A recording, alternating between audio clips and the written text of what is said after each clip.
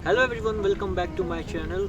आज इस वीडियो में मैं आपको थाईलैंड के कुछ स्कैम और अवेयरनेस के बारे में बताऊंगा। ये वीडियो बेसिकली उन लोगों के लिए जो भी थाईलैंड ट्रैवल कर रहे हैं या फिर यहाँ पे लॉन्ग टर्म के लिए स्टे करते हैं, यहाँ पे नाइट लाइफ एंजॉय करने आते हैं एज अ टूरिस्ट। तो इस वीडियो में आपको वो सारी जानकारी मिलेगी जो कि आप अपने आप को सेव कर सकते हो यहाँ से, और इन स्कैमों से आप बच सकते हो।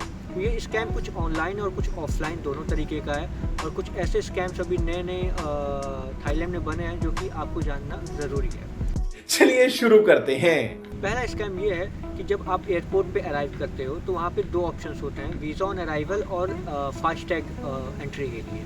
तो ये एक तरीके स्कैम नहीं है, ये एक अवेयरनेस है। ये आपके कॉन्फिडेंस पे डिपेंड करता है कि अगर आप फ्रेश पासपोर्ट हो, आप पहली दफ़ा ट्रैवल कर रहे हो और आपको नॉलेज नहीं है, आपको इमिग्रेशन फेस नहीं कर सकते हो, तो आप 200 बात दे के आप फास्टैग लेके आप इमिग्रेशन क्रॉस कर सकते हो। अदरवाइज जो भी एक्सपीरियंस बंदे होते हैं वो 200 बात पे नहीं करते हैं, और सिंपली वो इमिग्रेशन के थ्रू उनसे जो भी क्वेश्चनिंग किया जाता है फॉर एक उनसे रिटर्न टिकट्स या होटल बुकिंग कंफर्म किया जाता है, तो उनको इमिग्रेशन क्रॉस करने दिया जाता है। तो ये एक तरीके का स्कैम भी है और एक तरीके से लाइक अवेयरनेस भी है। स्कैम इस तरीके से कि ये 200 बात जो आप पे करते हो इसका कोई रिसिप्ट नहीं मिलता है।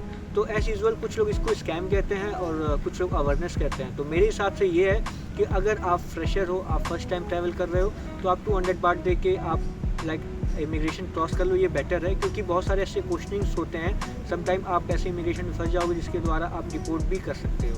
तो ये डिपेंड करता है पर्सन टू पर्सन ये कि आप ये चीज़ें कर सकते हो कि नहीं। समझ में आ रहा है। अब आ जाते हैं सेकंड स्कैम पे। जब आप इमिग्रेशन क्रॉस कर लेते हो और जब अपने होटल की तरफ जाते हो, तो फर्स्ट टाइम जब आप होटल में एंट्री करते हो, जब भी आप अपने रूम बुक करके एंट्री लाइक चेक इन करते हो, तो आप फर्स्ट ऑफ ऑल पूरे रूम को एक तरीके से इंस्पेक्शन कर लेना, सारी चीज़ें देख लेना जो भी वहाँ पे लाइक केटल्स होते हैं, कुछ ऐसे इक्विपमेंट्स होते हैं जो कि वहाँ पे आपके होटल रूम में अवेलेबल होते हैं, जैसे फ्रिज वगैरह हो गए। तो आप उसको बढ़िया से एक बार इंस्पेक्शन कर लेना ताकि उसमें कोई चीज़ ख़राबी ना निकले। क्योंकि जब भी आपका टाइम आएगा चेकआउट करने का, तो होटल के जो मेंबर्स होते हैं वो इंस्पेक्शन के लिए रूम में जाते हैं, अपने स्टाफ को भेजते हैं, और फिर ये पाया जाता है कि कुछ चीज़ें वहाँ पे डैमेज होते हैं। तो बेसिकली ये स्कैम होता कैसे है कि होटल वाले वो चीज़ें ऑलरेडी डिफेक्टिव पीस रखते हैं होटल रूम के अंदर।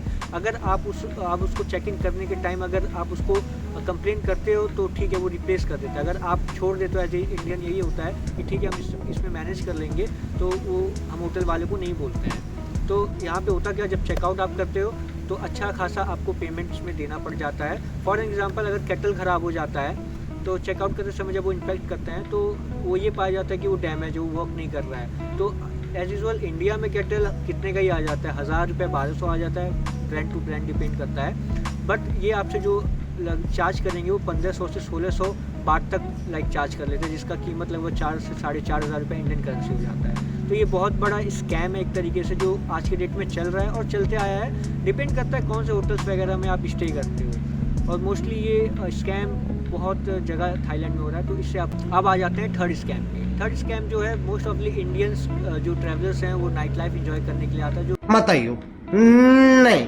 मतलब प्लीज।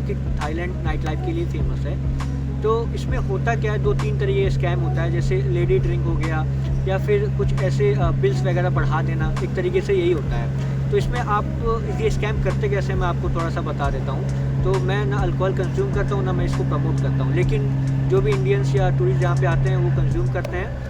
तो जब आप लाइक किसी क्लब में या फिर एक रेस्टोरेंट में और क्लबिंग एरिया में आप एंट्री करते हो, और अगर आप ड्रिंक्स वगैरह बाई करते हो, तो इसमें होता क्या है कि आपने ड्रिंक बाई किया 2 या 3 बाई किया, लेकिन बिल के टाइम में क्या होता है, आप एक तरीके से ड्रंक हो जाते हो, तो वो ना बिल बढ़ा देते हैं कि आपने 3 नहीं, आपने 5 ऑर्डर किया था, हमने 5 आपको सर्व किया है। तो ये एक तरीके से स्कैम करते हैं होटल्स रेस्टोरेंट वाले भी। तो इससे आपको बचना कैसे है, जब भी आप एंटर करो तो आप पहले मेन्यू देख के आप ये कंफर्म कर लो आप कितना कंज्यूम करना चाहते हो, अल्कोहल वगैरह, बियर वगैरह। तो आप पहले ही उसे ऑर्डर कर लो कि मुझे 7 पीस या 5 पीस जो भी आपका कैपेसिटी है, आप उसे बाई करके पेमेंट करके आप बैठ जाओ, अपना ड्रिंक करते हो, खाना पीना वो करो। क्योंकि होता क्या है कि अगर जो वेटर्स होते हैं वो ये बोलते हैं कि सर आप ऑर्डर करते रहो, हम यहाँ पे टैब में एंट्री करते रहेंगे, एट लास्ट आपको बिल हम सर्व कर देंगे। तो प्रॉब्लम यही होता है लास्ट में कि आप ड्रंक हो जाते हो और आपको इतना याद नहीं होता है, और बेसिकली आप उसे जस्टिफाई नहीं कर सकते हो कि आपने इतना नहीं इतना बाई किया है। तो ये बेटर है कि आप पहले ही उतनी चीज़ें बाई करके पे कर दो और आप आराम से अपने ड्रिंक या फूड को एंजॉय करो। रुको जरा, सबर करो। आ जाते हैं जो लेडी ड्रिंक का ये स्कैम है। ये तो नॉर्मली बहुत सालों से थाईलैंड में चल रहा है। इसमें होता क्या है कि आप जब ड्रिंक वगैरह करते हो तो आपको कुछ लेडीज़ टारगेट वगैरह करती हैं वहाँ पे और आपके पास आके बैठती हैं, बहुत फ्रेंडली लाइक आपसे बिहेव करती हैं, बात करती हैं। तो इंडियंस टूरिस्ट अट्रैक्ट हो जाते हैं उसमें और वो एक तरीके से ड्रिंक ऑफ़र करते हैं या फिर इंसिस्ट करते हैं कि आप मेरे लिए भी ड्रिंक ऑर्डर करो। तो बेसिकली वो ड्रिंक कुछ होता नहीं है, एक तरीके से नींबू पानी या सोडा वगैरह होता है। बट जब आपका बिल का टाइम आता है वो बहुत ही एक्सपेंसिव ड्रिंक निकलता है और तब तक वो लेडी भी वहाँ से निकल चुकी होती है और आप कुछ भी नहीं कर सकते हो। आपके पास एक ही चारा होता है, आप उसे बिल पे करो और वहाँ से आप निकल जाओ। तो इस स्कैम से बचने के लिए आप दूरी बनाए रखना इस चीज़ों से, क्योंकि अगर आप ये चीज़ें फंसते हो तो मेरे ख्याल से लगभग 2000-3000 नहीं 20,000 10,000 बात तक का भी इसमें बिल आ जाता है, क्योंकि इसका कोई भी लिमिट नहीं है। जो आप ड्रिंक कर रहे हो आपको पता है आप कौन से ब्रांड वगैरह बाई कर रहे हो, तो उसका MRP वगैरह आप पहले मेन्यू में देख लेते हो। बस सेकेंडली जब लेडी ड्रिंक आप बाई करते हो तो इसका कोई लिमिट नहीं रहता है, वो कुछ भी आपसे चार्ज कर सकते हैं। डिपेंड करता है आप कैसे ड्रंक हो या नहीं हो, तो वो बिल आपका बढ़ जाता है। तो इससे आप अवेयर रहो, जब भी आप नाइट लाइफ वगैरह एंजॉय करो, आप ऐसे एरिया में जाओ तो प्रॉपरली ये चीज़ें अवेयर रहो कि आपको इस तरीके का कोई भी हरकत नहीं करना जिसकी वजह से आपका पैसा यहाँ पे बर्बाद हो जाए। थर्ड पे आ जाते हैं टुक स्कैम। जब कभी भी आप यहाँ पे एशियन सिटी या फिर अदर वॉल्ट हो गया तो इस जगह पे टेंपल वगैरह का आप विजिट करते हो, तो अगर जब भी आप टुक बुक करते हो, बुक करने के बाद जब भी आप बैठते हो थोड़ी डिस्टेंस जाने के बाद, थोड़ा ट्रैवल करने के बाद वो ये बोलते हैं कि अभी ये एरिया क्लोज है ड्यू टू सम फेस्टिवल और due to some gesture's holiday, तो ये टेंपल वगैरह बंद है। तो होता क्या, जब आप एक बार बैठ जाते हो तो जब कुछ डिस्टेंस ट्रैवल कर लेते हो तो अब इसका मतलब ये है कि आप कहीं ना कहीं जाना चाहते हो, तो वो आपको इंसिस्ट करते हैं कि हम आपको एक अच्छे जगह पे ले जाएंगे जहाँ पे आप शॉपिंग वगैरह कर सकते हो, जैसे कपड़े वगैरह का और भी शॉपिंग वगैरह आप कर सकते हो, वो भी अच्छे रेट्स में। तो वो ऐसा इंसिस्ट करते हैं कि ठीक है चलो, अगर सारे पॉइंट्स आज की डेट में बंद है, जो टेंपल्स वगैरह आप जहाँ जाना चाहते हो वो बंद है, तो ठीक है शॉपिंग के लिए चल जाते हैं। तो बेसिकली स्कैम इसमें होता क्या है कि जब भी आप वहाँ पे जाते हो शॉपिंग करते हो तो पहले तो आपको जो भी सामान रहता है दिखाया कुछ और जाता है, दिया कुछ और जाता है, तो इसमें ये हो जाता है पहले स्कैम। और सेकंड, उन जो टुक वालों का उनका होता है कमीशन सेट। तो आप जो भी चीज़ वहाँ बाई करते हो, एक तो आपको उसका वैल्यू नहीं मिलता है, आपको डिफेक्टिव पीस दिया जाता है, क्योंकि दिखाते कुछ और है। जैसे फॉर एग्जांपल आप कोट पैंट वगैरह कुछ कपड़े वगैरह लेने गए, आपको दिखाएंगे बहुत अच्छी क्वालिटी का, रेट भी एक जेन्युइन बताएंगे, बट आप कितना भी बार्गेन करोगे वो अपने रेट पे ही रहते हैं। और सेकंड, जब वो सामान आपका जो आपने बाई किया था उसको पैक करते हैं तो वो डिफेक्टिव पीस डाल देते हैं, और सेकंड जो टुक वाले का है उसका कमीशन बन जाता है। तो इस स्कैम से भी आप बच के रहें। जब भी आप थाईलैंड आओ तो टुक वगैरह बहुत सोच समझ के ही हायर करना। अगर आप करते हो तो अपने डेस्टिनेशन तक ही जाना। अगर वो चीज़ ऐसा कभी नहीं होता है कि वो क्लोज़ होता है, फॉर कभी हो जाता है, बट आप अवेयर हो सकते हो, गूगल से मदद ले सकते हो कि ये चीज़ें टूरिस्ट पॉइंट आज खुला है कि नहीं खुला है, तो उसके बेस पे आप जा सकते हो। अगर वो इंसिस्ट करते हैं तो आप वहीं पे टुक लाइक बंद कर सकते हो। आप उसे जो भी पेमेंट्स आपके होते हैं डिस्टेंस के, आप पे करके वहाँ से हट सकते हो। अदरवाइज़ आप बोल्ट या ग्रैब का मदद ले सकते हो, जिससे आपका ऑनलाइन वगैरह लाइक कैब वगैरह चलता है, जैसे हमारे इंडिया में ओला उबर चलता है, वैसे यहाँ पे ग्रैब, बोल्ट, टेमू करके एप्लीकेशन चलते हैं, तो वो डाउनलोड करके आप उसके थ्रू आप ट्रैवल कर सकते हो। अब आ जाते हैं कुछ ऐसे नए स्कैम्स के बारे में जिसके बारे में अभी तक कोई भी वीडियो आपने नहीं देखा होगा। बेसिकली ये सारे ऑनलाइन स्कैम्स हैं, मैंने बहुत लोगों के साथ होते हुए भी देख चुका है। इसमें होता क्या, जब भी आप सिम कार्ड बाई करते हो एयरपोर्ट से और अपने होटल रूम में रहते हो, 2-3 दिन स्पेंड करते हो, तो आपको एक तरीके का एक कॉल आता है, अननोन कॉल आता है। बेसिकली आपको पता है कि आपने अपने नंबर्स को कहीं भी शेयर नहीं किया है, लेकिन तब भी आपको एक कॉल आता है और आपको ये बोला जाता है कि सर आपका एक पार्सल आया हुआ है जो कि आपने कभी कुछ भी ऑर्डर नहीं किया है। बेसिकली आप इंटरनेट यूज़ करने के लिए सिम कार्ड बाई करते हो, तो वो ये बोलते हैं कि आपका एक पार्सल आया हुआ है, और जब आप डिनाई करते हो नहीं मैंने कुछ भी ऑर्डर नहीं किया है, ऐसा वैसा जो भी आप डिनाई करते हो, बट वो इंसिस्ट करते हैं कि नहीं सर ये पार्सल आपका आया हुआ है यहाँ से और इतना बड़ा पार्सल है, वो आपको एक लालच देते हैं। और इसका जो पेमेंट्स होता है वो 100 या 200 बात ही बस बोलते हैं कि आपको इतना ही पे करना होता है और ये पार्सल आपका है। तो वो ऐसा प्रिटेंड करते हैं कि उस पार्सल में बहुत बड़ा चीज़ है, बहुत एक्सपेंसिव चीज़ है। तो ठीक है, एक लालच में आदमी क्या कर देता है, वो पे कर देता है 200-300 बात, और उसके साथ वहीं पे स्कैम हो जाता है, कोई भी पार्सल उनको नहीं आता है। तो ये हो जाता है एक ऑनलाइन शॉपिंग स्कैम।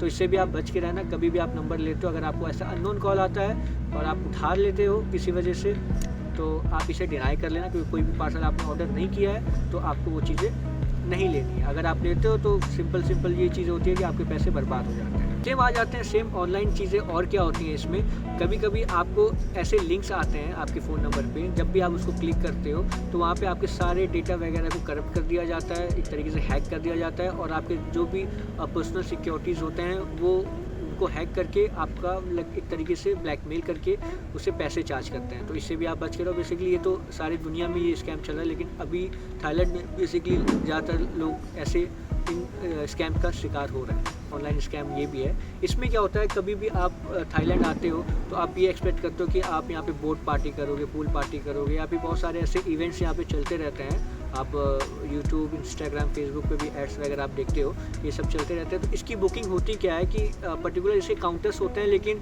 जो भी टूरिस्ट होते हैं वो बेसिकली ऑनलाइन ही लाइक इवेंट्स बुक करना चाहते हैं। तो अभी इन थाईलैंड हुआ क्या है कि बहुत सारे ऐसे फेक वेबसाइट्स बनाए गए हैं जो कि इवेंट से रिलेट करते हैं, कि आप वहाँ पे जाके उनके वेबसाइट में जाके आप टिकट्स वगैरह बुक कर सकते हो। जैसे पूल पार्टीज़ वगैरह होते हैं पटाया वगैरह में, क्राबी वगैरह में, फुकेट वगैरह में, उनके ऑफिशियल वेबसाइट से ही आप बुक करो। क्योंकि अगर आप थोड़े पैसे बचाने के चक्कर में आप उनके वेबसाइट से बुक करते हो तो आपका पैसा चला जाता है, और एट द डे जब आप उस इवेंट में पहुँचते हो तो ऐसा कोई इवेंट वहाँ नहीं होता है। वो एक तरीके से फेक इवेंट बना के आपसे पैसे चार्ज करते हैं। तो इस स्कैम से आप बच के रहना। आप ऑनलाइन कोई भी अगर इवेंट बुक कर रहे हो तो बेसिकली उसकी ऑफिशियल वेबसाइट पे आप जाके उसे बुक करो। इससे आपका पैसा बर्बाद नहीं होगा, और जो भी जेन्युइन चार्जेस होते हैं वही आपसे लिए जाएंगे। तो ऑनलाइन यहाँ पे स्कैम्स बहुत सारे ऐसे हो रखे हैं, तो आप इससे बच के रहना।